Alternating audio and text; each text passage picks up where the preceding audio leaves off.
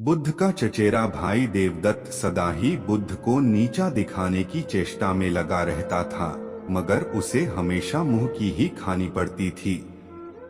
एक बार बुद्ध जब कपिलवस्तु पहुंचे तो अनेक कुलीन शाक्यवंशी राजकुमार उनके अनुयायी बने।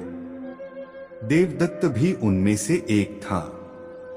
कुछ समय पश्चात देवदत्त ने भी कुछ जादुई शक्तियां प्राप्त की और एक बार उनका प्रदर्शन मगध के भावी सम्राट अजातशत्रु के समक्ष किया। वहां वह एक शिशु के रूप में प्रकट हुआ जिसने सांप की मेखला बांधी हुई थी। तभी से अजातशत्रु उसे परम आदर की दृष्टि से देखा करता था। कुछ दिनों के बाद देवदत्त मगध से लौटकर जब संघ में वापस आया तो उसने स्वयं को बुद्ध से श्रेष्ठ घोषित किया और संघ का नेतृत्व करना चाहा। भिक्षुओं को बुद्ध से विमुख करने के लिए उसने यह कहा है कि बुद्ध तो बूढ़े हो चुके थे और सठिया गए हैं। किंतु भिक्षुओं ने जब उसकी कोई बात नहीं सुनी तो वह बुद्ध और संघ दोनों से द्वेष रखने लगा।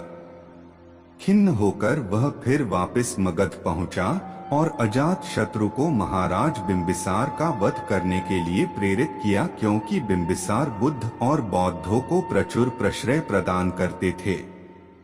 प्रारंभिक दौर में बिंबिसार को मरवाने की उसकी योजना सफल नहीं हुई। अत उसने 16 धनुर्धारियों को बुद्ध को मारने के लिए भेजा, किंतु बुद्ध के व्यक्तित्व से प्रभावित हो सारे उनके ही अनुयायी बन गए। क्रोध में देवदत्त ने तब बुद्ध पर ग्रीककूट पर्वत की चोटी से एक चट्टान लुढ़काया, जिसे पहाड़ से ही उत्पन्न हो 2 बड़े पत्थरों ने रास्ते में ही रोक दिया। देवदत्त के क्रोध की सीमा न रही। उसने एक दिन मगधराज के अस्तबल में जाकर एक विशाल हाथी नालगिरी को ताड़ी पिलाकर बुद्ध के आगमन के मार्ग में भेज दिया।